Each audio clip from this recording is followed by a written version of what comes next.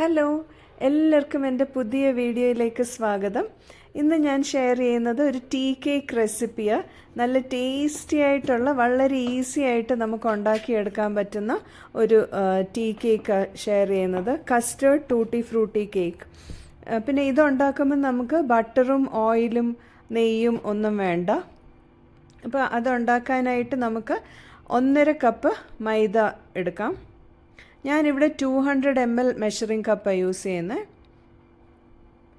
അപ്പോൾ നമ്മൾ മൈദ സ്പൂണ് കൊണ്ട് കോരി കപ്പിലിട്ടിട്ട് അതിൻ്റെ എക്സ്ട്രാ ആയിട്ടുള്ളത് സ്പൂണ് കൊണ്ട് തന്നെ അങ്ങ് വടിച്ച് കളഞ്ഞിട്ട് നമുക്ക് മെഷർ ചെയ്തെടുക്കാം. അപ്പോൾ ഞാനിപ്പോൾ 1.5 കപ്പ് മൈദ എടുത്തിട്ടുണ്ട്.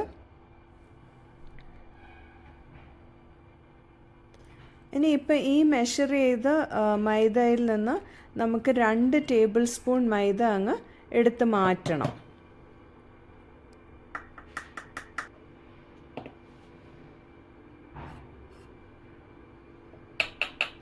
എന്നിട്ട് പിന്നെ ഈ 2 ടേബിൾ സ്പൂൺ മൈദയ്ക്ക് പകരം നമുക്ക് 2 table spoon custard powder add ചെയ്യാം. കസ്റ്റേർഡ് കേക്ക് അല്ലേ ഉണ്ടാക്കുന്നത്, അപ്പോൾ നമുക്ക് കസ്റ്റേർഡ് പൗഡർ ആഡ് ചെയ്യാം. ഇപ്പോൾ കസ്റ്റേർഡ് പൗഡർ ഇല്ല എങ്കിൽ നമുക്കതങ്ങ് സ്കിപ്പ് ചെയ്തിട്ട് സാധാരണ കേക്ക് ഉണ്ടാക്കാം.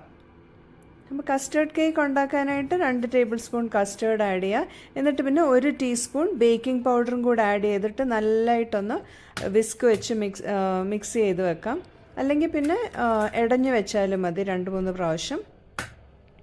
എന്നിട്ട് പിന്നെ നമുക്കിവിടെ 2 മുട്ട എടുക്കാം. ഇതിലേക്ക് 1 പിഞ്ച് 1/4 ടീസ്പൂൺ ഉപ്പും പിന്നെ 1 ടീസ്പൂൺ വാനില എസൻസും കൂടെ ചേർത്തിട്ട് നന്നായിട്ട് ഇതൊന്ന് അടിച്ചു കൊടുക്കാം. അപ്പോൾ ഇത് മുട്ട അടിക്കുമ്പോൾ തന്നെ നമുക്കിതിലേക്ക് 1/4 കപ്പ് പഞ്ചസാര ഞാൻ എടുത്ത് വെച്ചിട്ടുണ്ട്. അപ്പോൾ അതും കൂടെ ആഡ് ചെയ്ത് മുട്ട നന്നായിട്ട് പതപ്പിച്ച് അടിച്ചെടുക്കാം.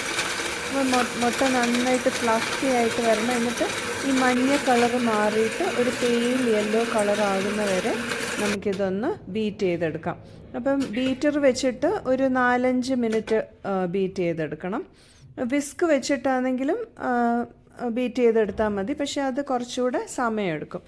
അപ്പോൾ ഇനി നമുക്ക് വേണ്ടത്, ഞാനിവിടെ ഫ്രഷ് ക്രീം എടുക്കുന്നുണ്ട്. നമുക്കിവിടെ 1 കപ്പ് ഫ്രഷ് ക്രീം വേണം.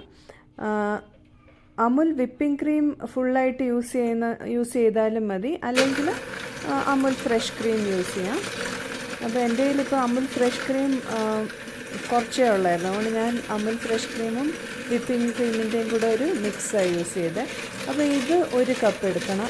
ഇതില്ലെങ്കിൽ നമുക്കിതിന് പകരം വീട്ടിലെ പാലിൻ്റെ പാട എടുത്ത് വെച്ചിട്ട് അതൊന്ന് നന്നായിട്ട് അടിച്ചിട്ട് ഇതിൻ്റെ കൂടെ ചേർത്താൽ മതി. നമ്മളിപ്പോൾ ഇവിടെ ബട്ടറും ഓയിലും ഒന്നും ചേർക്കുന്നില്ലല്ലോ, അപ്പോൾ അതും കൂടെ ചേർത്ത് നന്നായിട്ട് അടിച്ചു വെക്കണം. എന്നിട്ട് ഇനിയിപ്പം നമുക്ക് പൊടി ഇതിലേക്ക് ഇട്ട് ഫോൾഡ് ചെയ്യാം.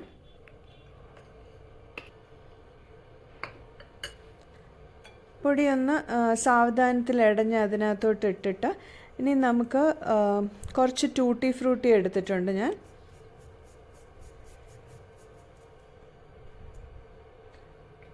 അതും കൂടി ഇതിനകത്തോട്ട് ചേർത്ത് ഒന്ന് പൊടിയൊന്ന് കോട്ട് ചെയ്യുന്ന പോലെ ഒന്ന് ഇളക്കി കൊടുത്തിട്ട് നമുക്ക് ഫോൾഡ് ചെയ്യാം. അല്ലെങ്കിൽ പിന്നെ നേരത്തെ പൊടി ഇടഞ്ഞ് വെച്ചിരിക്കുകയാണെങ്കിൽ ആ പൊടിക്കകത്തോട്ട് തന്നെ ഈ ടൂട്ടി ഫ്രൂട്ടി ഇട്ടിട്ട് മിക്സ് ചെയ്തിട്ടിങ്ങ് ചേർത്താൽ മതി. വളരെ സാവധാനത്തിൽ നമുക്കിത് ഫോൾഡ് ചെയ്യണം. എന്താണെന്ന് വെച്ചാൽ നമ്മൾ ബീറ്റ് ചെയ്ത് ഇതിൽ എയർ ട്രാപ്പ് ചെയ്തിട്ടുണ്ടല്ലോ, അതൊന്നും പോകാതെ നമുക്ക് പതുക്കെ വേണം ഫോൾഡ് ചെയ്യാൻ. അപ്പം ഞാനിവിടെ ഒരു സ്ക്വയർ ടിന്ന് എടുത്തേക്കുന്നത് 6 ഇഞ്ചിൻ്റെ. അപ്പോൾ അതിലൊന്ന് നെയ്യ് പുരട്ടി പൊടിയും തട്ടി വെച്ചു, നേരത്തെ വെക്കാൻ മറന്നുപോയി. ഇനി ബാക്കി പൊടിയും കൂടെ നമുക്ക് ഇടഞ്ഞിട്ട് ഫോൾഡ് ചെയ്യാം. നമുക്ക് വളരെ ഈസി ആയിട്ട് ഉണ്ടാക്കിയെടുക്കാൻ പറ്റുന്ന കേക്ക്. അപ്പോൾ നല്ല ടേസ്റ്റി ആയിട്ട് സോഫ്റ്റായിട്ടും ഒരു ടീ കേക്ക് പെട്ടെന്ന് നമുക്ക് ഉണ്ടാക്കിയെടുക്കാം. അപ്പോൾ എല്ലാവരും ഒന്ന് ട്രൈ ചെയ്ത് നോക്കണം. ഇനിയിപ്പോൾ മിക്സിംഗ് ഒക്കെ കഴിഞ്ഞു. ഇനിയിപ്പം നമുക്ക് ഞാൻ ഇന്നിപ്പോൾ ഇത് സ്റ്റൗ ടോപ്പിൽ വെച്ചിട്ടാണ് ഉണ്ടാക്കുന്നത്. അപ്പോൾ അതിന് വേണ്ടിയിട്ട് ഒരു പാത്രത്തിൽ ഉപ്പിട്ട് പ്രീ ഹീറ്റ് ചെയ്യാനായിട്ട് അടുപ്പയിൽ വെച്ചിട്ടുണ്ട്. ഇനിയിപ്പം നമുക്ക് കേക്ക് ബാറ്റർ പ്രിപ്പയർ ചെയ്ത് വെച്ചിരിക്കുന്ന ടിന്നിനകത്തോട്ട് മാറ്റാം. നെയ്യ് പുരട്ടി പൊടി തൂകുന്നതിന് പകരം ബട്ടർ പേപ്പർ ഇടുന്നെങ്കിൽ അങ്ങനെ ആയാലും മതി. എപ്പോഴും ഈ കേക്ക് ബാറ്റർ ട്രാൻസ്ഫർ ചെയ്ത് കഴിയുമ്പോൾ എനിക്കിങ്ങനെ ഇതൊന്ന് നക്കാനായിട്ടുള്ള ഒരു ഇതുണ്ട്. കൊച്ചിലെ ആണെങ്കിൽ സ്ഥിരം എൻ്റെ ഒരു പരിപാടിയായിരുന്നു മമ്മി കേക്ക് ഉണ്ടാക്കി കഴിയുമ്പോൾ ആ പാത്രം കേക്ക് ബാറ്റർ നക്കുന്നത്. നിങ്ങളാരെങ്കിലുമൊക്കെ അങ്ങനെ ചെയ്യാറുണ്ടോ? ഇപ്പം ഞാൻ അങ്ങനെ ചെയ്യത്തില്ല കേട്ടോ, ചെയ്യാതിരിക്കാനായിട്ട് ശ്രമിക്കും. ഇനിയിപ്പം നമുക്ക് ഇതിനകത്ത് എയർ ബബിൾസ് എന്തെങ്കിലും ഉണ്ടെങ്കിൽ പോകാനായിട്ട് ഒരു ചോപ്സ്റ്റിക്ക് ഇട്ടൊന്ന് അതിനകത്തൊന്ന് വരച്ചു കൊടുക്കാം. എന്നിട്ടൊന്ന് ടാപ്പും ചെയ്യാം. എന്നിട്ടിപ്പം നല്ല ചൂടായി കിടക്കുന്ന ഈ പാത്രത്തിലേക്ക് നമുക്ക് നമ്മുടെ കേക്ക് മാറ്റിയേക്കാം. ഇനിയിപ്പോൾ ഞാനിതൊരു വെയിറ്റും കൂടെ വെക്കുന്നുണ്ട്. എന്നിട്ടൊരു മീഡിയം ഫ്ലെയിമിൽ എനിക്കൊരു 35 മിനിറ്റ് എടുത്തു ഇത് കുക്കാവാനായിട്ട്. ഞാൻ മേളിൽ ടൂട്ടി ഫ്രൂട്ടി ഇടാൻ മറന്നുപോയി. അത് കുറച്ച് കഴിഞ്ഞിട്ടാണ് തുറന്നിട്ട് ഇട്ടത്. ഇപ്പോൾ കേക്ക് നന്നായിട്ട് ബേക്കായിട്ട് വന്നിട്ടുണ്ട്. ടൂത്ത് പിക്ക് ക്ലീനായിട്ട് വരുന്നുണ്ട്. ഇനിയിപ്പം നമുക്കിത് മാറ്റാം. അപ്പോൾ super delicious custard cake ready ആയിട്ടുണ്ട്.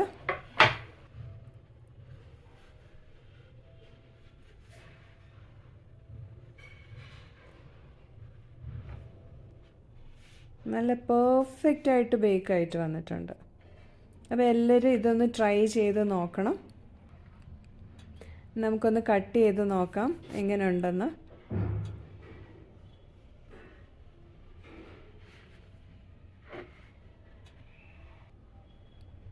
സൂപ്പറായിട്ടുണ്ട്. നല്ല ടെക്സ്ചർ, നല്ല സോഫ്റ്റ് കേക്ക്. എല്ലാവർക്കും ഈ വീഡിയോ ഇഷ്ടപ്പെട്ടു എന്ന് വിചാരിക്കുന്നു. ഇഷ്ടപ്പെട്ടെങ്കിൽ ലൈക്ക് ബട്ടൺ പ്രസ് ചെയ്യാൻ മറന്നു പോകരുത്. പിന്നെ ഈ വീഡിയോയെ പറ്റിയുള്ള നിങ്ങളുടെ വിലയേറിയ അഭിപ്രായങ്ങളും നിർദ്ദേശങ്ങളും ഒക്കെ ഒന്ന് കമൻറ്റ് ചെയ്യണേ. പിന്നെ ഈ കേക്ക് ട്രൈ ചെയ്തിട്ട് എങ്ങനെ ഉണ്ടായിരുന്നു എന്നൊന്ന് പറയണേ.